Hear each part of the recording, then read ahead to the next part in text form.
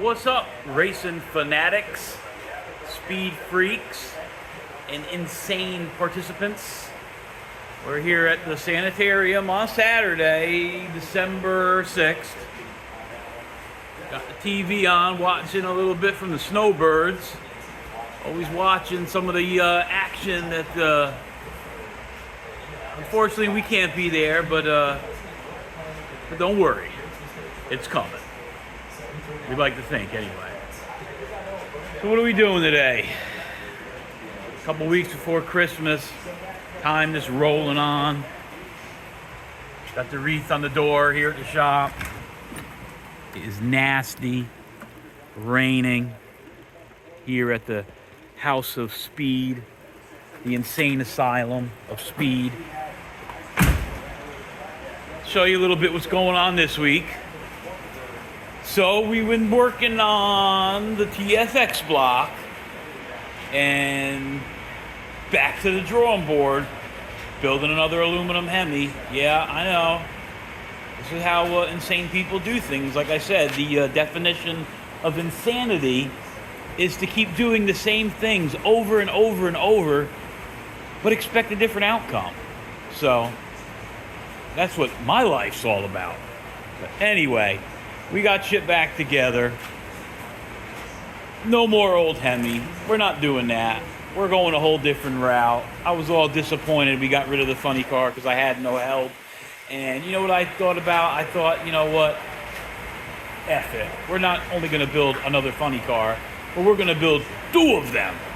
So, anyway, last week I was showing you on this old TFX block, this old top fuel block that's seen better days, but you could pick them up relatively reasonable because the top fuel guys cycle them out. This one's been blown up a few times. The last time it blew up, as I was showing you last week if you followed, where the rod not only went through the side of the skirt of the block, but it peeled out some of the cylinder wall. So I had Pops this week. He was in the shop and on the Mazak, and we chopped out. First I carved it out last week on Thanksgiving. Carved it out with my turkey knife. I had to borrow after my wife got done carving the bird up for Thanksgiving. I came out here and carved out this Hemi block. And after I roughed it out, we put it on the milling machine and we squared it up and cut it out. And then this piece here we made, put it up in there, chopped that out, put that angle there, made this piece up in here to fit in there like Legos, like Duplo blocks, a little bigger than a Lego, for those that remember pre-Lego. And now what we're going to do, we're going to take this over to my brother's where the other chassis is that we've been working on. And I haven't showed you what we had going on there. Now if you remember, the altar that I picked up in Maryland, the little red 23T, we got it torn down and bringing it back to life. But my brother is a fabricator welder by trade, and he came aboard, and he's going to try to keep me on the path of righteousness and push us together, both of us, and see if we can't fulfill the dream of running a top alcohol funny car this year. So we're going to bring this over a little later. I'm going to show you the chassis, but we're going to heliarc this all up, and we fixed the other side as well. Made some nice patches to go in there, fit in nice and good. Now, of course, you'll notice the pan rail's a lot higher, so I left a lot of extra material. So once we get this all welded in, and you can see we got this all V'd out. We're going to weld it from the inside and out. Then we'll go back over and we'll remachine this, and where the pan rail bolts are broke, we'll fix that. There's a lot of work to do. This block I bought for $300. It was kind of left for dead. You know, if you got the budget to replace the blocks, that's always, you know, the best thing to do. But for guys like us that don't have a budget for one block, well, we'll take what we can get. You can see somebody already patched this one up. No big deal. A lot of dents inside, a lot of carnage, a lot of damages. I didn't get the main caps of this block. One of the reasons I got it so cheap, but I had a buddy out west that runs a top fuel car that really destroyed one big boomer. Actually, Doug Foley's dragster. that lost a motor at the race at the IHRA race back in November.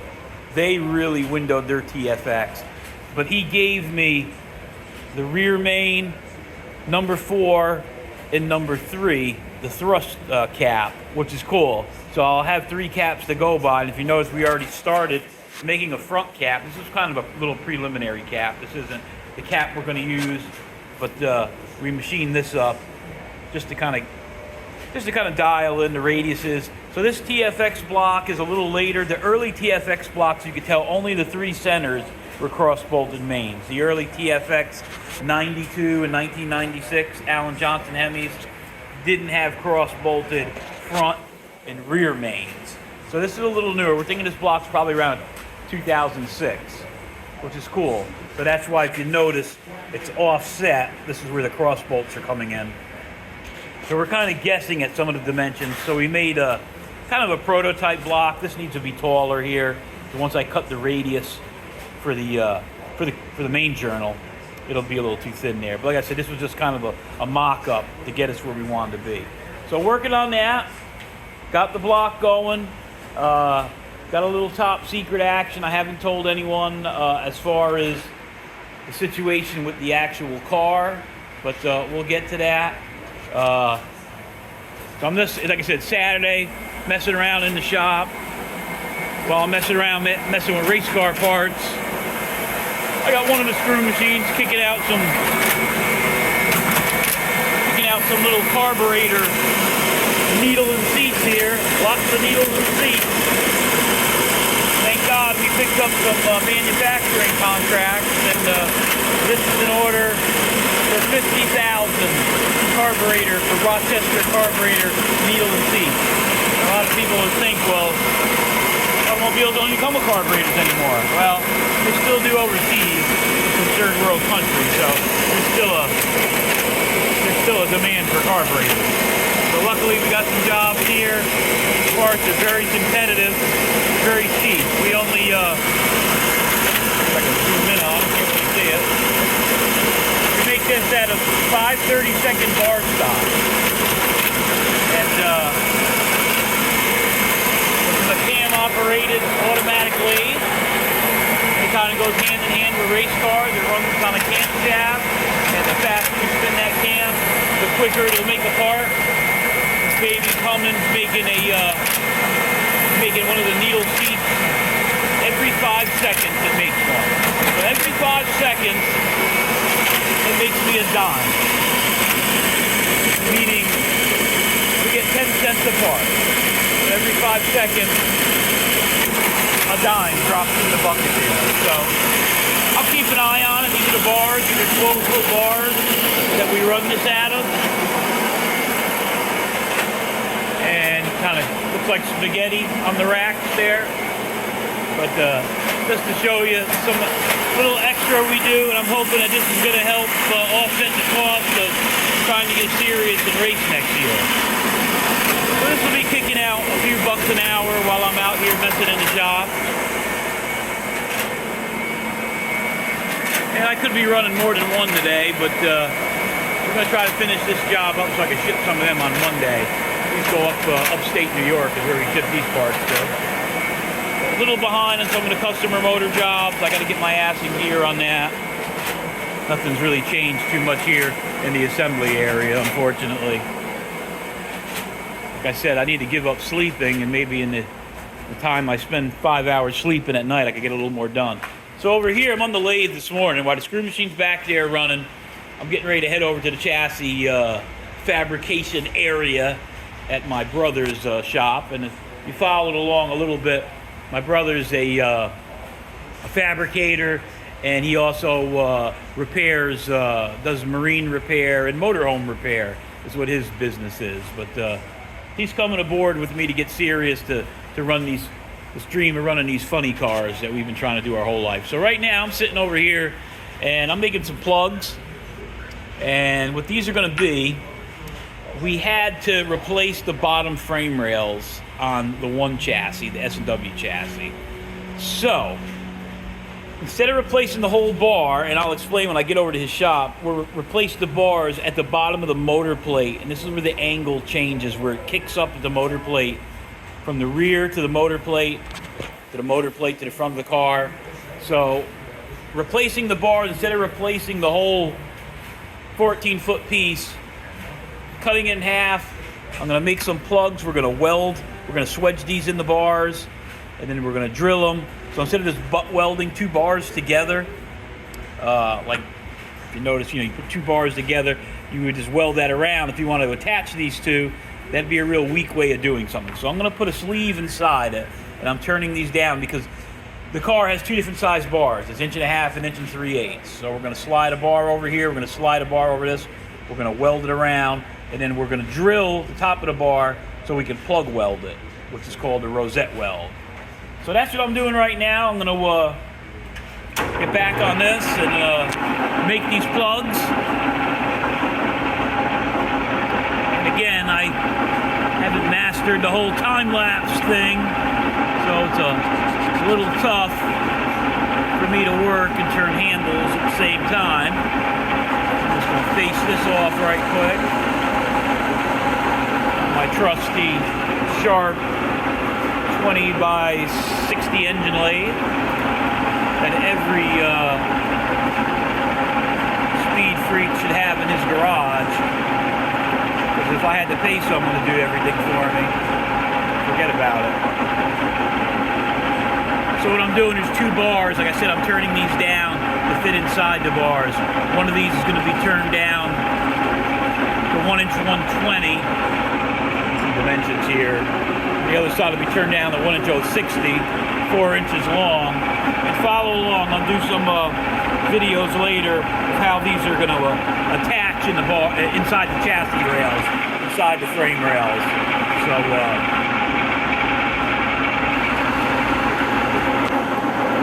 I ain't got all day, so we're going to take this is a piece of material I had in the bag. It's 1.5 inch, 4140. I'm taking off the 100 thousandths right there. I'm going to turn it down 2 inches.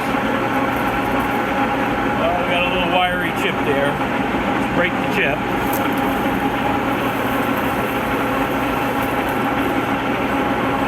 If you're not breaking the chip, you're not feeding hard enough. So you got to feed it a little harder to break that chip.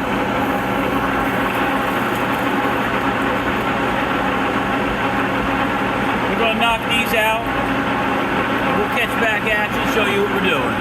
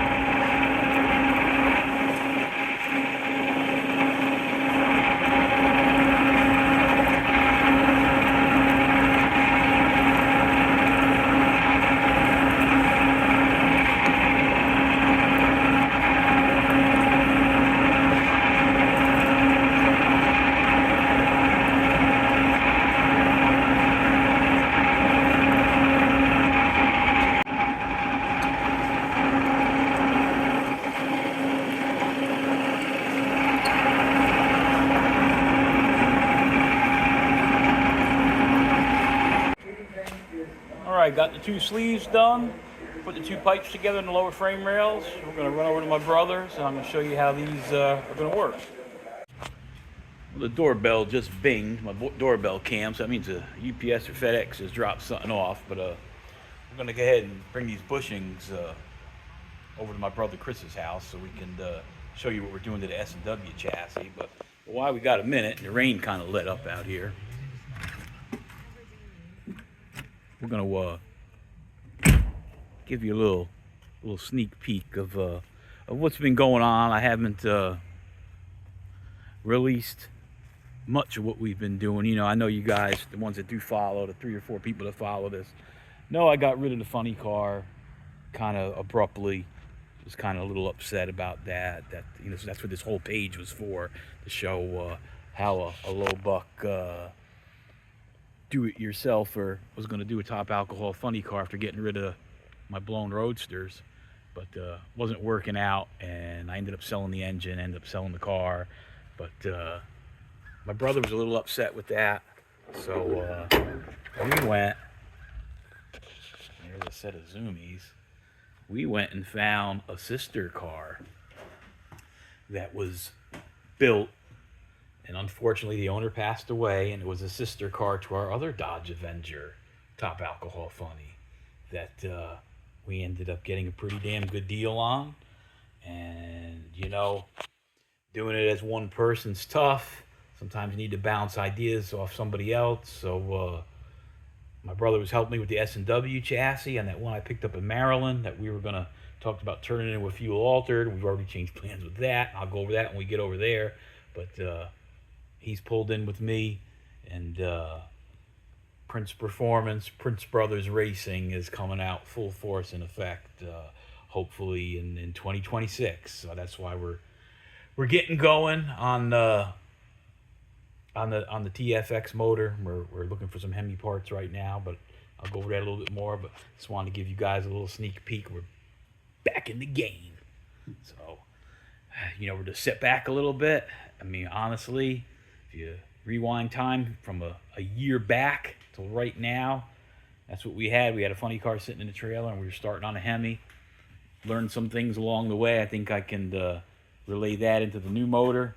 But right now, she's just going to sit here until I start getting the motor a little farther along and get her put up in the front garage. Well, let's walk out to the front and see what the hell is on the porch. So, walk through here and see, tonight is the Wilmington Christmas parade.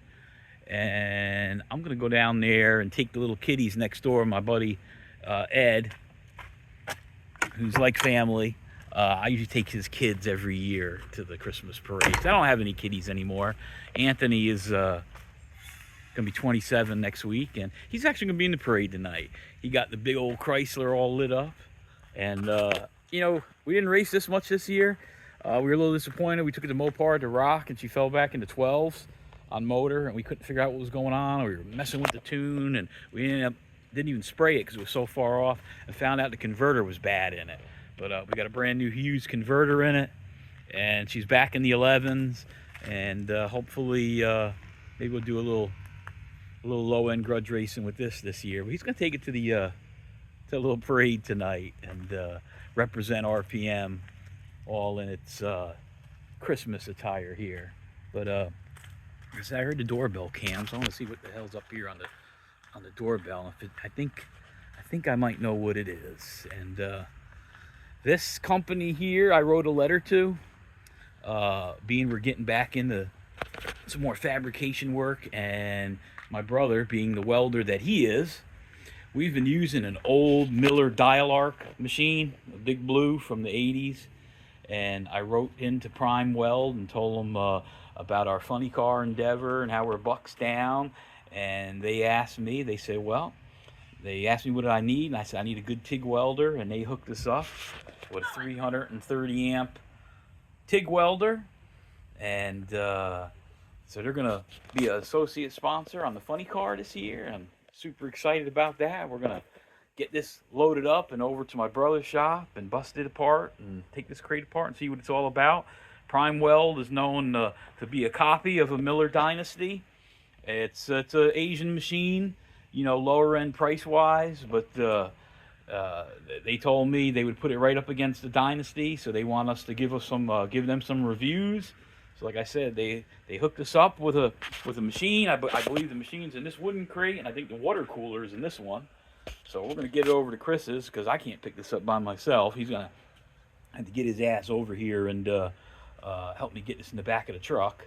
So we're gonna get it over there and take it apart and see what we got.